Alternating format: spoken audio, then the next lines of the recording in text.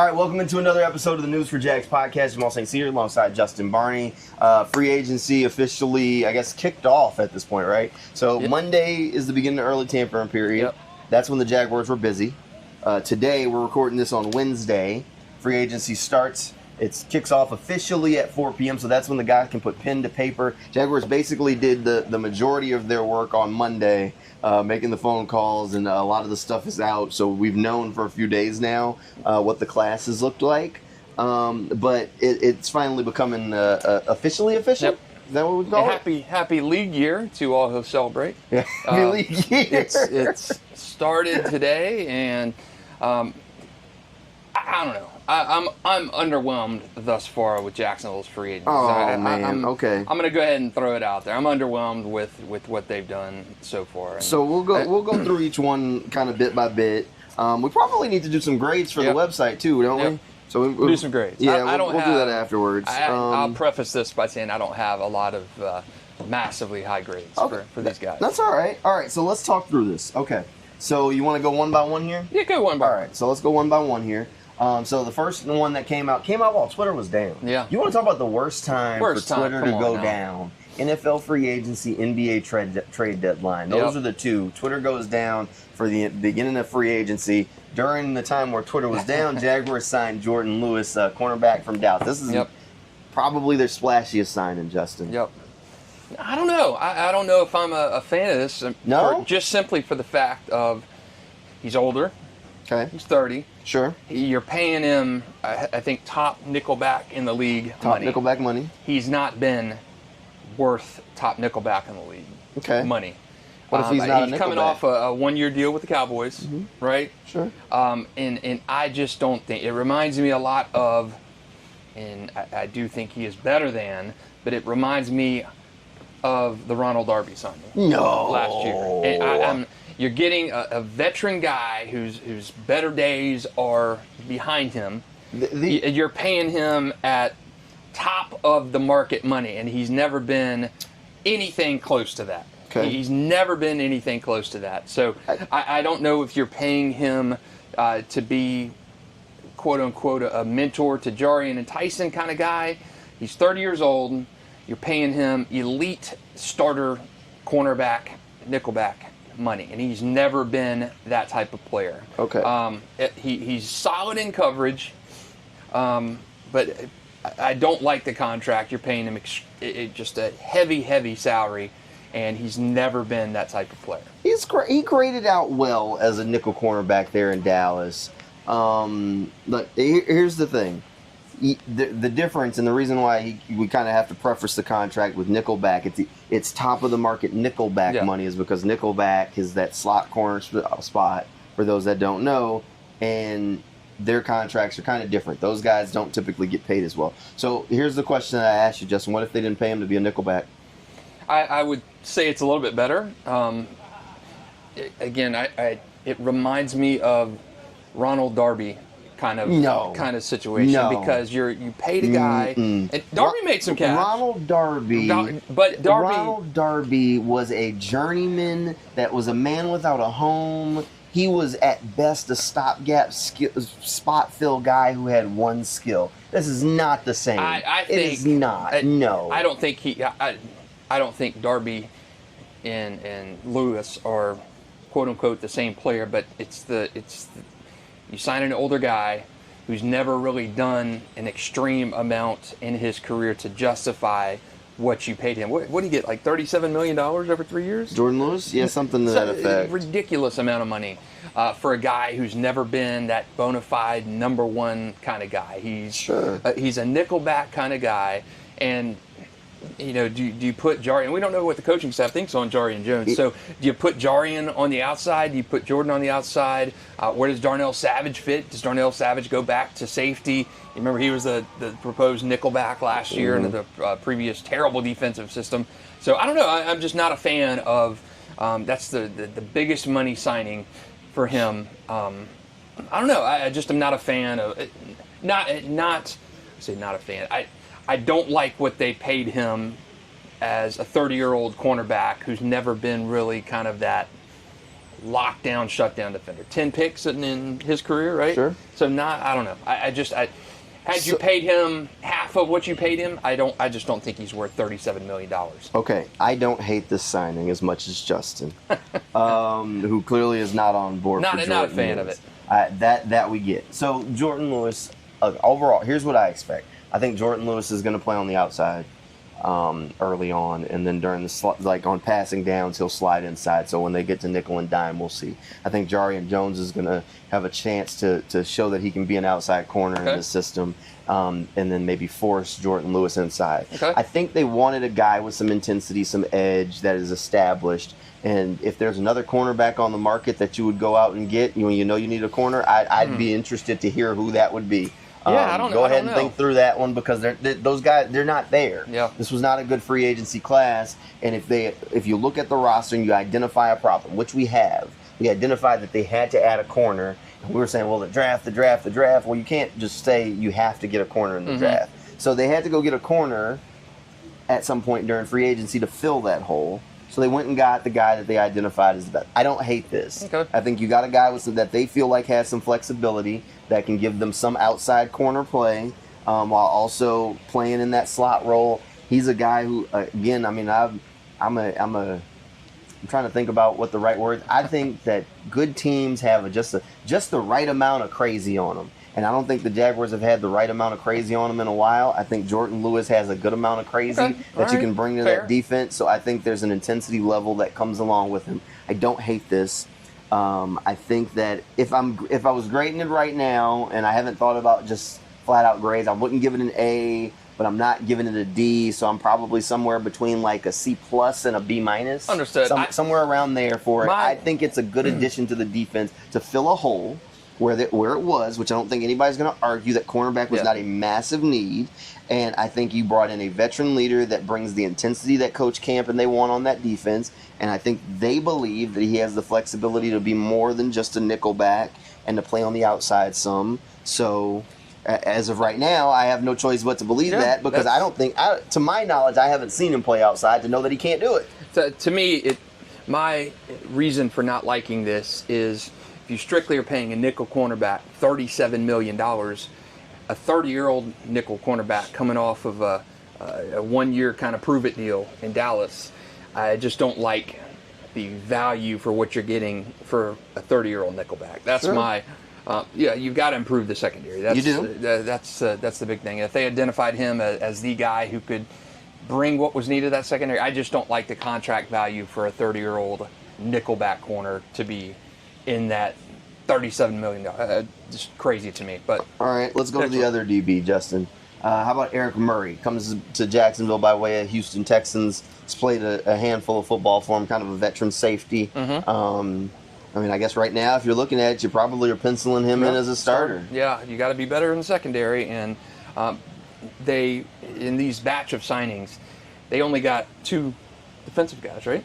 Yeah. Two defensive guys. Two defensive guys. 2 defensive guys and 6 offensive guys. So that must mean you're looking at the draft to replenish, because your defense sucked last year. I mean, stunk to high heaven. Yeah, but how much of that was coaching? I think a good amount was coaching, but I do think you've got some duds on the defensive side of the ball. Sure, yeah. You got some bad contracts on that team. You've got you don't have the Jimmies and Joes on the defensive side of the ball. So I was a little surprised that you only got 2 defensive guys in this free agency haul, and maybe over the next week or so they'll add more. But yeah, you take a defensive guy from your chief rival in the division. I like that. You've got to get better at safety. I think they've addressed that. I don't know a ton about. I know he's not a big turnover guy. He's not a big 3 picks in his career, something along those lines. Not a big turnover guy, but I think he was better in coverage, and I think he's better in run support too. You just raked me over the coals for Jordan Lewis, who's actually at least played good football. Eric Murray was not a good player for Houston. But he wasn't a good player. Look at what is Eric Murray getting compared to Jordan Lewis? The salary cap doesn't exist. Okay. The salary cap doesn't exist. We're not talking. You're paying a guy at the top of the nickel market, and you're paying Murray on far less, like a third less contract wise. Eric Murray doesn't make me feel great. The hope, at least in my mind right now, is that he is a spot filler, and maybe they get lucky in the draft and they want to not have to force their hand. But they also could be looking at maybe, what do you do with Darnell Savage? Yeah, that's the question too. Did you need 2 safeties instead of the 1? So I mean, there's a lot of questions on that defense. Look, I think Eric Murray's solid, but he doesn't. I mean, I don't think anybody's going to describe him as a plus starter right now. No, so, I think overall, when you look at this free agency class, and Murray's another guy who I think will play. How much determines on draft wise what you do with Darnell Savage, what do they think about Dewey, things of that nature. Sure. But I think he's probably beneficial on special teams and more of maybe a stabilizer in the secondary, I guess. I don't know. I don't know. So those are your 2 defensive guys. Yep. Half your secondary was just signed off the street. Yep. Well, it depends on how you want to look at it. All right, other side. Let's go to the other side of the ball. We got a handful of names that we're going to have to go through on this. Let's start with, I guess, the flashy offensive guy, Dyami Brown. Okay. Another bad, overpaid signing. Guy had, 4 good games last year? 4 more than Gabe Davis. But, yeah, if you are paying him, $10 million? $12 million, something like that, for essentially 3 or 4 good games. Where does he fit into the equation? Is he, I know he's fast, but is he better than Parker Washington? Contractually, too. I mean, Parker Washington He's better than Parker Washington on the field. On the field, yeah. I love Parker. I do. Parker was one of my guys coming out of the draft, and he could be so good. But every time he gets hit, I feel he's like a turnover toy, waiting to happen. He explodes. Yeah. His whole body. Yes.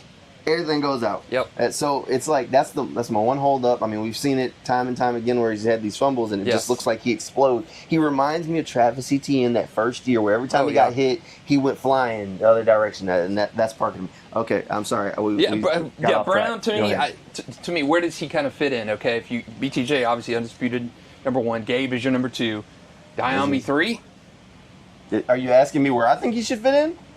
Or where he fits in right now? For right now, he's the 3. Yeah, he's the 3, but you're paying him like a 1C receiver, I guess. Okay. Is he better than Gabe? I don't know. Gabe will go down as one of the worst free agent signings in Jaguars history, I think, by the time it's all said and done. He was terrible last year. He was banged up, dropped passes right and left. So maybe Dyami is number 2 at this point on this team with Gabe's inconsistencies. Well, here's the thing. The sample size for Brown is not massively overwhelming cause him. He hasn't had that sustained success. All right. Let me just allow me to play devil's advocate, and then I'll tell you where I stand for a second. Okay. Who has his quarterback been in Washington? Yeah, true. Outside of last season, who was throwing him the football? The Washington Commanders' offense has been non-existent for the majority of his tenure. And just about the only Commanders receiver that was eaten was Terry McLaurin. Mm-hmm. Outside of that, I mean, even Dotson, we saw him go to Philadelphia, and all of a sudden he was a competent receiver. Yeah. At some point, quarterback play does matter. The offensive scheme does matter. So that, just allow me to play devil's advocate there for a second. Here's my other question, and this is the reason why I don't hate this one either. I'm not saying that the pay that goes along with it is commensurate of it, but when was the last time, and you have to think for this one, when was the last time you said, damn, the Jaguars got 2 receivers that are deep threats that they can put on the football field at the same time? When was the last time you had 2 receivers that you said can confidently have the speed to stretch and threaten a defense down the field? I mean, maybe for flashes of time with Marquise Lee and Allen Robinson. Maybe. So you got Brian Thomas Jr., and if Dyami Brown has one skill, stays fast as hell. Yeah. And he can get down the field and threaten the seam, and that they will respect it, or you're going to get beat down the field. Isn't that what Gabe Davis was supposed to bring, too? Gabe ain't fast. Yeah. Gabe's not fast. I think they looked at what they had and said, we got to go get this skill set. If we're going to be able to run the football and do the things we want to do, we also have to have the defense be made to pay if they lax, which means you got to have these guys that can take the top off. And if you look at the receivers that are currently on the roster, Brian Thomas Jr. checks the box. Mm-hmm. Gabe Davis does not. Parker Washington does not. Right. Who the hell else is there? There's no one else. There's no one else. So they had to go get a guy who could stretch and break a defense and say, okay, y'all are paying attention to the run game, off the play fake, whatever it may be, top's gone. And so now the Jaguars have two guys that can take the top off a defense, and that's the first time in a while that we can probably say that. All right. So I that's get the stance. Is it an overpay for what you've done? Yes. Do you have really any other choice but to believe that Liam Coen sat there and watched Diami Brown make some big plays against Tampa Bay and say, wow, you imagine what I could do with this guy? That's the only thing you can think, is that he saw it and said, all right, I believe in it. Perfect world. I'll say this now, and we haven't even got through the rest of the list. If we go into week 1 of the regular season. You said this yesterday, and I totally agree. If we go into week 1 of the regular season and the Jaguars wide receivers are Brian Thomas Jr., Diami Brown, Gabe Davis, and Parker Washington, and that's your top 4, clear house. Just give up, because that is malpractice. At some point, they've given up on Trevor Lawrence and they're trying to set him up for failure, but it makes no sense. At that point, we're waving red flags, because it's not okay. That can't be. Day 1, you almost need Brian to be your 1 and some combination of Gabe and Brown to be your 3 or 4. Mm-hmm. You need a rookie. I mean, perfect world, you're saying, all right, like Chris Godwin resigned, but maybe you say, okay, well, we got Brian, Cooper Kupp, still added a rookie, and then that's where Diami Brown, yes. And then Parker's down there at 5 playing some special teams and giving you a couple little gadget plays. That's perfect world. But if they go in and it's Brenton Strange, Diami Brown... Yeah, not good. We're waving the red flag. All those good vibes and the belief in the new era of Jaguars football, we're throwing it out the window. And we're $19.95 is how much U-Haul cost trucks. $19.95. I agree. All right, good. Yeah, all right. All right, rest of the list. Okay, we got a couple more here. All right, let's go through the tight ends. We'll cluster them together. Hunter Long, he comes from the Rams. Johnny Mundent, he comes from Minnesota. Blocker, and I mean, you got a guy, Hunter Long, who is solely a blocker. 6 catches and 78 yards in his NFL career, which has been a few years. Johnny Munt, the kind of a guy who played up in Minnesota with Grant Udinski. To me, these guys, when I look at the alternative of Luke Farrell, what he got money-wise from San Francisco, ridiculous. Yes. And these two guys, you get 2 value bin tight ends, and Hunter Long and Johnny Munt, for a fraction of the cost of what you got with Luke Farrell. And these 2 guys remind me of Luke Farrell in terms of blocking and a sporadic catch here or there. That's what they're going to give you. Look, John, and here's the other end of what I think you're getting from them. Definitely from Hunter Long, he knows the Sean McVay offense. A lot of the terminology and things that they're trying to install here are going to be exact same. It's what he's done. So he'll be able to you're bringing in those consistent voices. Munt was with Udinski in Minnesota, another guy that kind of some baggage that he's bringing that's probably going to be able to help install some of the terminology and things that he wants to do. I don't hate those signings. So, they're kind of just they are what they are. The tight end room was empty. Yeah, the tight end room was empty. Under contract at the beginning of the offseason was Evan Ingram and Brenton Strange. You cut Ingram, so you were down to just Brenton Strange. So now they've got 3. Hey, they had the pathway guy. So now they've got 3. The Rubik's Cube pathway play. What is Patrick? Murtaugh, right? Murtaugh? No, Murtaugh. Something like that. Whatever. Yep. So you got one more guy, but now that they open themselves up that they can go and draft a tight end if there's one there. My mock draft, you saw what I did. I picked the Arroyo from Miami in the 3rd round. You did. I called Evan Ingram, got rid of him, and Christian Kirk, they got rid of everybody. Man, a lot of it. The purge. Yeah, they did. I don't hate the tight end signings. All right, offensive line. We'll break these up since all 3 of them are a little different. Let's start with the tackle because he's depth. Swing tackle. Chuma Edoga from Dallas. Big body. Yep. Can play both sides. Like it. Solid move. You needed to get a swing tackle. Maybe that ain't good for Javon Foster. True. Well, he was terrible last year. It was a bad pick last year with Javon Foster. I like this.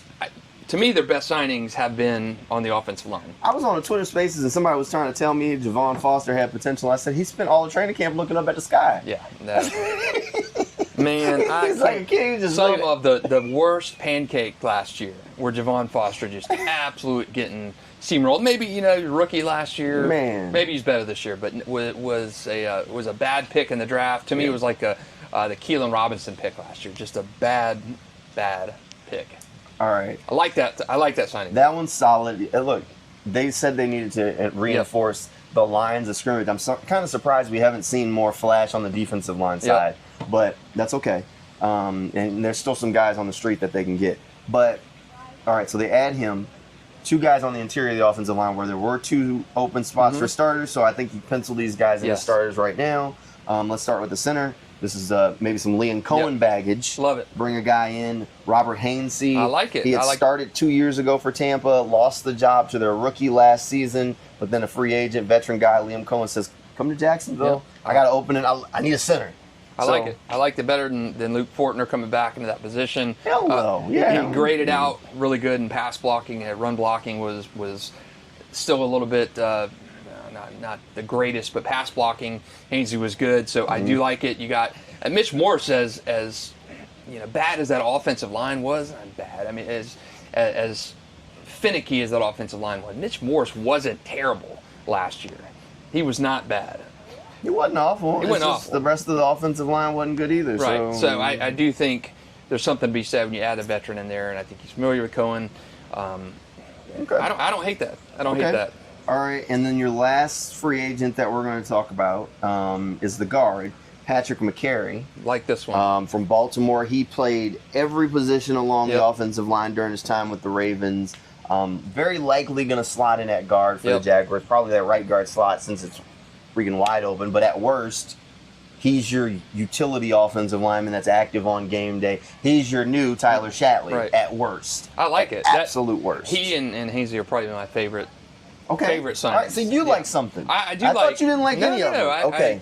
And McCarty's making some bank too. Yes, he's making. But solid offensive lineman. Even if he's a backup, and you tell me we're going into game day and he can back up right tackle, right guard, center, and left guard. Yeah, I'd pay for that. Maybe maybe he rubs off on Anton Harris and with Brandon Sheriff gone. Maybe he rubs off on Anton and helps him bolster his game because he's been below average in his time here. He was a starter at left guard for the Ravens a lot last season, and the Ravens' offense was pretty good. Yeah. And they were able to run the football. I think Derrick Henry liked him pretty good running that left side. So I can work with that. I like the 3 offensive linemen signings. Okay. You got to get better on the offensive line. And when we did our mock drafts, we both had Will Campbell going because that was the bolstering the line. Does that change anything with these 3 signings? I think the offensive line additions are not spectacular. I think McCarty is the best one of those. Sure. You've got to get better. You see that Tony Vaselli influence early on in the free agency process, but you got to protect Trevor Lawrence. We saw that with our Will Campbell draft picks. 3 of the 8 moves in free agency are designed to help protect Trevor Lawrence. Run game, I don't know, because I think those 3 offensive linemen grade-wise are not the best. Run game, McCarty's a little bit better than the other 2 grade-wise, but I still think you got to get better. Whether that's still a number 5 pick on Will Campbell, trading down, picking, Kelvin Banks, whatever the case may be, I still think you got to get better. Maybe that's bringing in competition for Anton Harrison. I don't know. Look, I think there's still some space there. We'll see, and maybe it's still the draft. I don't think any move they've made over the course of free agency is going to preclude them from doing something in the draft. Yeah. I think what they've done is they looked at the roster and said there's a handful of guys that got to go. And coaches do this. You normally, a new coaching staff, especially new GM, you churn a section of the roster. Yeah. So I think they've brought in a handful of players to start churning that bottom half of the roster that aren't their guys, that they don't love, that don't fit what they want to do. So that's why I don't hate this class, because it's not flashy. There's no, they didn't go out and throw money around like they did when Doug Peterson first got here, when he went out and him and Trent went and spent all the money. They haven't done that. They still have some money left, and they can still go out and get some more guys. So I don't hate this class, because I think overall, perfect world, a lot of these guys are just role players or backups. They need to raise the floor on the roster. It'll be interesting to see how it all comes together. But overall, I think it is a solid group. I don't think it precludes them, but I think it closes some of the holes along the roster that needed to be filled, like the offensive line. Now you at least feel comfortable, okay, if I don't pick Will Campbell at 5, I'm not sitting there looking and saying, man, we got to go into the season, and Cooper Hodge has got to be my guy, and Cooper's never been able to stay healthy. Right. It's got to be Jarian Jones, and then who's starting at corner? Is it Buster Brown? I got to get a corner. They're not going into the draft with those sorts of glaring holes now. And in a perfect world, in a perfect world, you want to build through the draft because A, it's cheaper, more economical. B, you got guys cost controlled for a few years, and in free agency, you're paying $10 million a year for Diami Brown, for Christ's sake. So, you want to be able to build through that draft, keep those guys under cost control protection for 4 years, and in free agency, you spot fill, and you hope you're not having to sign and pay a big contract in free agency because you want to pay your guys. I mean, look what the Patriots have had to do this year. Ridiculous. Yeah. Just writing these huge 50, 60, $70 million checks for scrubs, guys who've lost their starting positions. But when you're a bad team, that's what you have to do. That's exactly what you draft poorly, that's what you have to do. So Jacksonville has done that. Let's see if that new regime. To me, when I look at this class, I look at spot fillers. I look at this 8-player class as fill-in spots on that roster, which were weak to begin with, and you maybe get 4 starters out of this mix right now. What do you think? I'm going to say 3 or 4 out of this mix. Day one or right now? Day one starters. 3.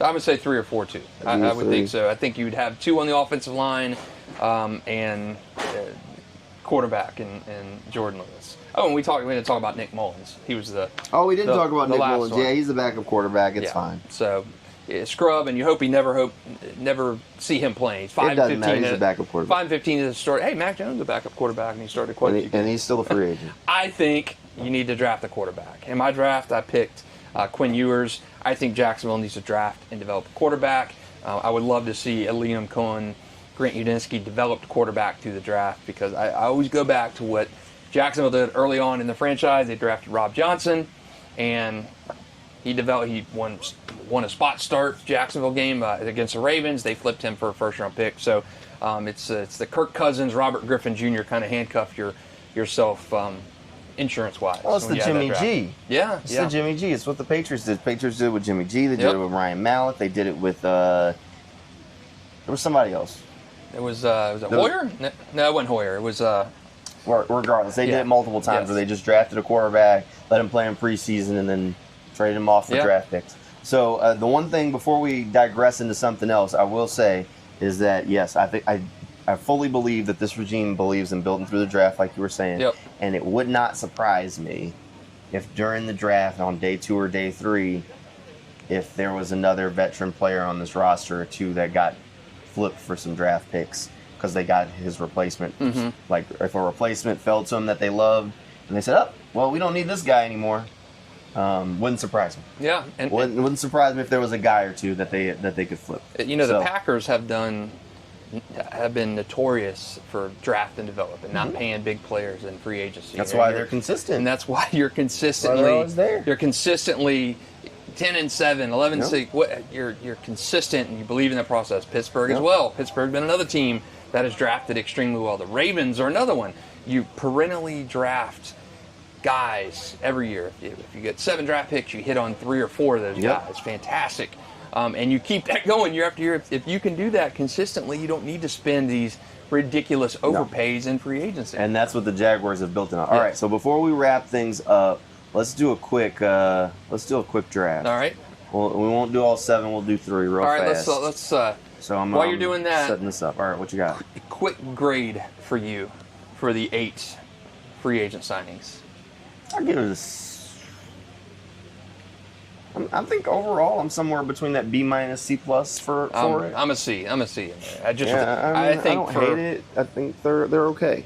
Yeah, I'm with you. I think a C for me would be where I land the early signings. You spot filled and you got potential 3 starters out of free agency.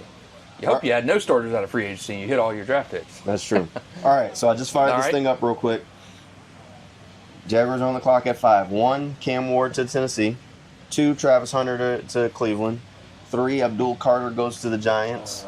4, Armand Mimbo goes to the Patriots. Wow. Yep, that one's a little strange. Not really. He's been rising. He's been rising. Not really. Not that strange. They need offensive line. Okay, so Jaguars are on the clock. Torrey McMillan, wide receiver, Arizona. Defensive tackle, Mason Graham. Ashton Genty's there. Will Campbell's there. So you got some options. Man, this is tough. I really, and I went through this when we did our mocks originally. And it would be a no-way pick, but I look at like an Ashton Genty, what Saquon did on Philadelphia. Great offensive line. The wrinkle he added to that team was fantastic. I think if Trevor had a running game behind him, I don't think Tank Bigsby is the guy. I think Tank is kind of he could be a good player. He's struggled with those consistency issues. I'd love to see Genty. That's my rich blood pick. You're crazy. That's my. So let's not. So that's my home run kind of pick. I think that adds to that, but I don't think that's what they will do. No. I do think in this situation after free agency, I think in that spot they probably go Mason Graham. Mason Graham, okay. I hear. Just because you've got to get better. Trayvon Walker is on a 4th-year deal. You don't know what it's going to cost to bring him back. Money. Yeah, a lot of it. Then you get another cost-controlled defense. Devon Hamilton has been not good since that back injury. He is a drain on that. Eric Armstead moves back inside, so you get that. But you get Mason Graham, cost-controlled guy. Yeah, he was a little light at the combine. But I do that. I mean, Ted McMillan would be another luxury pick for me. At luxury pick? Luxury pick. Yeah, I mean, you drafted a first-round receiver last year. You did. You spent $10 million and $12 million in free agency on him. Gabe Davis, ridiculously overpaid. So how's that a luxury pick, though? Where do you? Okay, rank the Jaguars' positional needs on. Where are we at? Because wide receiver is near the top. Yeah. And if we start looking at the cost of contracts on the street or to re-up your guys, wide receiver is one of the most expensive. That's true. I mean, but DK Metcalf just got $30 million per. That's true. Per year. But in free agency right now, you've gotten 6 offensive players, 2 defensive players on what was the worst defense in the league to me, if not the worst. But they've also invested a lot of money on that defense in past years. It's tough to just stack money on top of money. So, but you would do that too. I don't know. To me, an offensive pick would be a luxury kind of pick. I would love Genty. Ted McMillan, I think, would be another one that people would not be upset about because that add to the offense. But I don't know. I think with just so many additions on the offensive side of the ball in free agency, I think you probably look defense with that pick. I mean, I can make the same argument for defensive tackle. Right now, Eric Armstead is a huge price tag sitting there. So that's your Gabe Davis, right? Yeah. Okay. You invested a 2nd-round pick last year in Mason Smith. Yeah. So now you're talking about adding a 1st-round pick on top of that. And right now, Devon Hamilton has a pretty pricey contract that's sitting on the books. Yeah. So you have 2 pretty hefty contracts plus a 2nd-round pick that's already sitting there. And you're saying add another 1st-round pick. So it's the same conversation as receiver. It's tough. Except it's hard. Now you got to figure out the rotation of those guys as opposed to receiver. Mm-hmm. Yeah, I don't know. Case can be made. I would not. I mean, to me, in a Madden world, I'd love to see Genty or Tet come in there and make that offense. Or do you just go Will Campbell here? Or make that offense hum. And Will Campbell, I don't know. You added 3 offensive linemen in free agency. I don't know if Will Campbell is necessarily as big of a need right now. Well, none of them are necessarily needs. That's why they've kind of shored some of that stuff up to where they don't have to go need. They just got to go who they want. I would love to see Ashton Genty, but you're crazy. I don't know where you're crazy. I think that's not happening. A luxury pick. Yeah, it's luxury not happening. Pick. So I'm gonna so rewind it back. All right, good. All right. Who do you get? As I've been told at work before, you have a magic wand. You can wish for anything. All right. He wished for Ashton Genty. Wave it again and wish for something else. All right. I would go. Genty would be my pie in the sky. That's your wave pick. Again. Pie in the wave sky again. Pick. I would get. To me, I think you got to get better on the defensive side of the ball. You want Mason Graham? I don't necessarily want him. I mean, I think a defensive lineman. To me, I mean, if you're talking about defensive linemen, you want a corner? You want to go Jahdae Barron? I mean, Will Johnson's not at 5, somewhere. Not at 5. You want to trade back? You want to talk trade? Yeah, I'd love trade back. All right. I'd love trade back. We got 3 teams that are looking. All right. Denver at 20 is interested. They've got Denver at 20, Pittsburgh at 21, and Houston at 25. So you want to go to 20 or 21? You willing to go that far back? That's a ways back. That is very far back. That's a ways back. Yeah. Although, what are you getting out of those? They have not put together full packages on this thing. So I'd have to put together something. Man, that's tough. I don't know if I'd go to 20 unless I got an extra first, a combination of second and third. I don't know. 5 to 20 is a big drop. So if we're staying put, it's Mason Graham. I don't love the pick. I don't love the pick. Well, that's why I mentioned trading back. I don't love the pick, and I just don't. I don't know. I don't love Mason Graham at 5, but I do think he would fill a big void on that team. And defensive line stunk. Josh and Trayvon. Josh was down last year. Trayvon was consistent, but I think I'd go Tet McMillan. Yeah, I'd go wide receiver for a couple of reasons. One, again, the entire thing is geared around, can you get the most out of Trevor Lawrence? So how many weapons can you put around him? We talked about it earlier. If they go into the season and we're looking at, and we're even discussing, if Gabe Davis or Diami Brown is wide receiver 2, that is malpractice, wave the red flag, there's been a mistake made, and in some kind of way they need to hit the rewind button because there's a problem. Yep. Tet McMillan would ensure that we don't have to have that discussion. Also, if you look at the cost for these wide receivers these days, to have 2, if you hit on Tet, you've already hit on Brian, you feel pretty good about. You'd have 2 receivers on cost-controlled contracts for the next 4 years. Right. I mean, you technically have a 5th-year option on Tet. Yep. So you'd have them cost-controlled for a while. Essentially, you're trying to replicate what Cincinnati did with Jamar Chase and T. Higgins. I mean, eventually it comes time to pay the piper, but you buy yourself time to never have to do that again, to where you're not trying to go to the street to find and pay for these hefty guys. I just mentioned DK Metcalf, $30 million. I mean, we've talked about Cooper Kupp. I would go and make the deal for Cooper Kupp, but he ain't coming for free. So yeah, it's tough. You're going to have to pay him, and he has health issues. He has age issues, but he has accomplished a lot, and it's going to cost you to sign him. It will not be cheap. So if you want to go the cost-efficient route, as you talked about with defensive tackle, cost control, you go cost controlled at places where it's expensive otherwise. That's why teams that have rookie quarterbacks and they realize, oh crap, this kid's good, they push all the chips on the table. Look at what the Houston Texans are doing. They're saying, we got C.J. Stroud, we got to go make a move. The Commanders are doing the same thing. They're trading for everybody and their mama because they say, man, we got one. Push it in. I got 4 years to go make this thing happen before I got to pay him. So you do the same thing. Wide receiver is the other position where these guys are getting huge paydays. You're right. So what do? You go get your second one and say, all right, Brian on one side, Ted on the other, and let's go make it work. It makes sense. I don't hate that pick. I look at, and that's an investment in Trevor Lawrence, and I do think with free agency you didn't really improve at receiver. Maybe they're looking at Ted at round 1 at 5. I think Genty makes sense there, luxury pick. I look what Saquon did, and he did.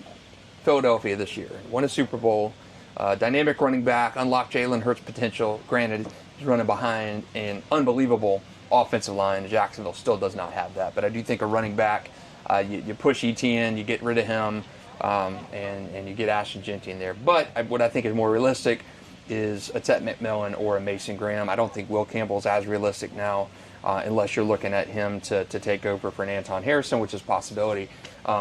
So I say in that situation, Tet McMillan, Mason Graham. I don't love the Mason Graham pick, but I think you want to trade back. I'd love to trade back. Okay? Last thing, we'll do a full post free agency mock draft in another episode. But okay, what's your range? Because like for me, I'd probably say, all right, they're sitting at 5. I'd be comfortable somewhere 12. between 10 and 15. Yeah, I'd say, is that about right? Yeah, I would say that. Yeah. I think 20 is too far back, unless it's a situation like last year where you've fallen in love with BTJ type receiver or Anton Harrison. Those are the guys you targeted. You knew the teams weren't going to do it.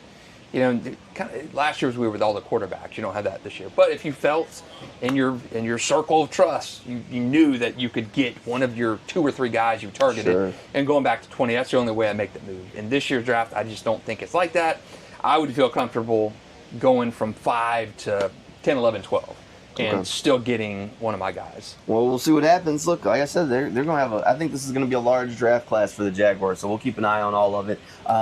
This free agent class is wrapped up, or not wrapped up. Free agency is technically really just starting, but this is the initial free agent class. It's our third year out at Players. This is our third year doing one of these out at Players, hanging out, and probably the best backdrop that we have for this podcast. Yeah. We're going to get a chance to talk to some of these guys tomorrow. Plan is to have their introductory press conference and hear from General Manager James Gladstone. So we should have some sound of that. We'll see if we can carve out enough time. Maybe we can give you a podcast with some of the stuff from that, or one way or another we'll do one afterwards, even if it's next week. But we'll see. Look, it's been an interesting offseason so far. Maybe it's finally going to slow down a little bit. Probably not. Probably not. Knowing how things have been. Never slows down. But we appreciate you going along for the ride with us, and hopefully you enjoy the podcast. Make sure you subscribe, tell your friends, and we'll see you next time.